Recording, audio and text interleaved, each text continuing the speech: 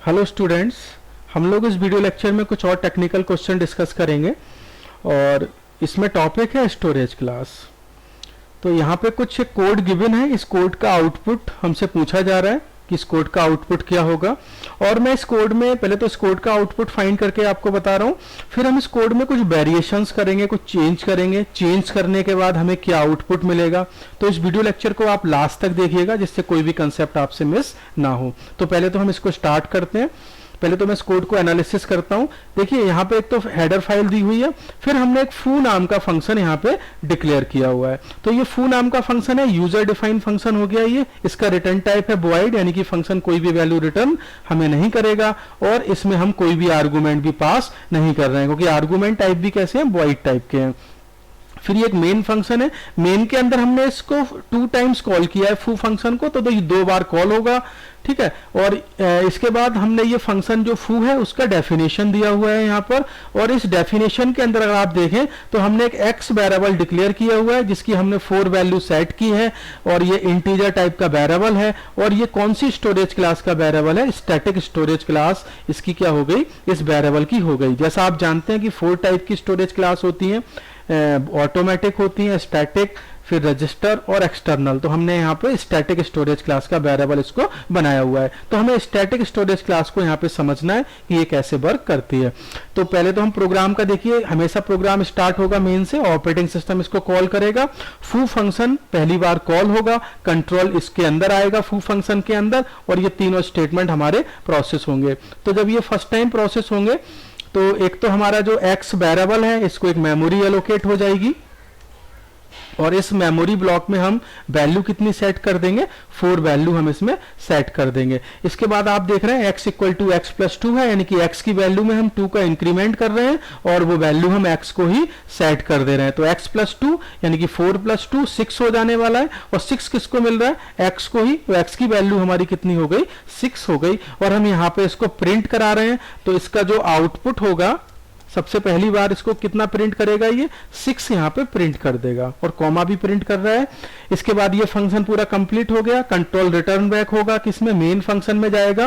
फिर ये फू फंक्शन हमारा इसको दोबारा मिल जा रहा है, ये जैसे ये फंक्शन कॉल होगा कंट्रोल फिर इसमें आएगा फू फंक्शन में। अब ये फू फंक्शन हमारा प्रोसेस होगा। अब यहाँ आप देख रहे हैं ये जो हमारा वेरिएबल है ये स्टैटिक वेरिएबल है। स्टैटिक वेरिएबल की कुछ प्रॉपर्टीज होती हैं, एक तो ये अपनी वैल्यू को रिटेन करता है। जब भी हमारा कंट्रोल इस फंक्शन के अंदर आता है या इस फंक्शन से वापस चला जाता है मेन फंक्शन में या किसी और फंक्शन में, तो ये अपनी वैल्यू को क्या करता है, रिटेन रखते हैं। जो भी हमने इसमें चेंजेस किए हैं इस वेरिएबल में, वो वेरिएबल के चेंजेस हमारे होल्ड रहते हैं, चाहे हमारा कंट्रोल इस फंक्शन के ब्लॉक से बाहर चला जाता है। तो यहाँ पे जो वैल्यू हमें मिलेगी वो कितनी मिलेगी, 6 मिलेगी, और ये अपनी वैल्यू को री इनिशियलाइज भी नहीं करते हैं। और इसका जो लाइफ टाइम होता है वो थ्रू आउट द प्रोग्राम होता है, जब तक हमारा प्रोग्राम टर्मिनेट नहीं होगा इसकी वैल्यू हम इसकी वैल्यू लास्ट अपडेटेड वैल्यू को हम इसको एक्सेस कर सकते हैं विद इन द फंक्शन, जिस फंक्शन के अंदर हमने इसको डिक्लेयर किया हुआ है। तो यहाँ पे 2 इंपॉर्टेंट पॉइंट्स हैं स्टैटिक वेरिएबल से रिलेटेड। एक तो हमारा जो ये जो वेरिएबल है ये अपनी वैल्यू को रिटेन करता है, होल्ड रखता है, बार बार वैल्यू री इनिशियलाइज नहीं होती है, केवल एक ही बार वैल्यू ये री इनिशियलाइज करता है। दूसरा, ये अपनी इसकी जो लाइफ टाइम होती है वो थ्रू आउट द प्रोग्राम रहती है। तो ये अपनी जब ये फू फंक्शन दोबारा कॉल होगा तो ये जो वेरिएबल है ये अपनी वैल्यू को रीसेट नहीं करेगा, हमको 6 ही वैल्यू यहाँ पे मिलेगी। अब ये स्टेटमेंट हमारा प्रोसेस होगा, तो ये क्या करेगा, x में फिर 2 का अपडेट कर दे रहा है, तो यहाँ पे अब जो वैल्यू है वो 6 से कितनी हो जाएगी, 8 हो जाएगी। और हम यहाँ पे इसको फिर से प्रिंट करा ले रहे हैं, तो 6 के बाद कितना प्रिंट हो जाएगा, 8 प्रिंट हो जाएगा, और कॉमा भी इसमें प्रिंट हो रहा है। तो ये 2 बार फंक्शन हमारा प्रोसेस हो गया, ठीक है। अब मेन टर्मिनेट हो जाएगा क्योंकि इसके बाद इसको कुछ भी आगे प्रोसेसिंग नहीं हो रही है मेन के अंदर। तो ये तो देखो हमारा नॉर्मल एक बार प्रोसेस हो गया। अब इसमें चेंजेस क्या क्या हो सकते हैं, अगर मैं इस वेरिएबल को स्टैटिक की जगह ऑटो कर देता। ऑटो हमारी एक और स्टोरेज क्लास होती है जो कि बाय डिफॉल्ट स्टोरेज क्लास होती है। अगर मैं ऑटो कीवर्ड यूज ना करूं तब भी वो वेरिएबल हमारा ऑटोमेटिक स्टोरेज क्लास का ही वेरिएबल होता है। इसकी जो ये अपनी वैल्यू को रिटेन नहीं करते हैं। तो अगर मैं इसको ऑटोमेटिक वेरिएबल बना दूं तो जब फू फंक्शन जब पहली बार कॉल होगा तो x की वैल्यू देखिए क्या इनिशियलाइज होगी, पहली बार 4 इनिशियलाइज होगी, और यहाँ पर ये इसकी वैल्यू को अपडेट कर रहा है 2 से, तो इसमें 2 का इंक्रीमेंट हो जाएगा, तो ये वैल्यू 6 हो जाएगी। और यहाँ पे प्रिंट क्या होगा, हम यहाँ पे इसकी वैल्यू को प्रिंट करा रहे हैं, तो ये जो आउटपुट मैं लिख रहा हूँ वो लिख रहा हूँ अगर ये हमारा वेरिएबल कैसा होता, ऑटो स्टोरेज क्लास का वेरिएबल होता, तो पहली बार ये कितना प्रिंट करेगा, यहाँ पर ये 6 को प्रिंट करेगा और कॉमा भी प्रिंट करेगा। लेकिन जैसे ही ये फंक्शन पूरा टर्मिनेट होगा, फू फंक्शन, ये अपनी जब यहाँ से कंट्रोल बैक जाएगा मेन फंक्शन के पास, तो ये अपनी वैल्यू को क्या करेंगे, ये जो वैल्यू हमारी अपडेटेड वैल्यू है वो क्या हो जाएगी, डेस्ट्रॉय हो जाती है।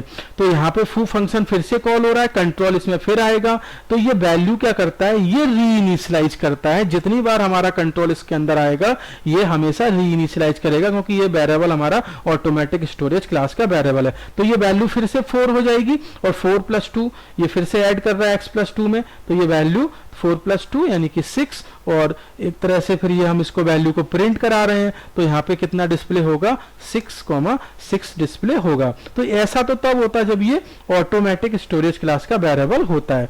ठीक है, एक इसमें चेंज हो सकता है, अगर मैं इसी वेरिएबल को स्टैटिक ही रहने देता लेकिन मैं कोई भी वैल्यू यहाँ पे इनिशियलाइज नहीं करता, तो जो हमारे स्टैटिक वेरिएबल्स होते हैं ये बाय डिफॉल्ट हम वैल्यू को लेते हैं 0, इनकी गार्बेज वैल्यू होती, मतलब इनकी कोई जो बाय डिफॉल्ट वैल्यू है वो गार्बेज वैल्यू नहीं होती है, ये क्या होती है, 0 वैल्यू होती है। तो अगर इस केस में अगर मैं आउटपुट को देखूं तो एक बार जब कॉल होता तो ये 0 + 2 करता, 2 को प्रिंट कराता, फिर दूसरी बार जब फंक्शन कॉल होता तो ये 2 वैल्यू उसको रिटेन करता है ये वैल्यू को, क्योंकि ये जो हमारा स्टैटिक वेरिएबल ही है, तो 2 + 2 4, तो इसका आउटपुट होता 2 then 4। तो इस तरह से ये हमारे स्टैटिक वेरिएबल्स वर्क करते हैं। लेकिन हमने यहाँ पर जो अपना एग्जाम्पल लिया था वो लिया था 4 वाला, मैं इसको 4 ही कर देता हूँ, और इसकी जो लास्ट अपडेटेड वैल्यू थी वो कितनी थी, 8 थी। तो इस तरह से ये हमारा प्रोग्राम एग्जीक्यूट हो रहा है, और इसका आउटपुट कितना आएगा, 6,8, और इसके बाद भी ये कॉमा प्रिंट कर देगा यहाँ पर, तो 6,8 इस तरह से ये इसका आउटपुट हो जाएगा। Thank you for watching this video.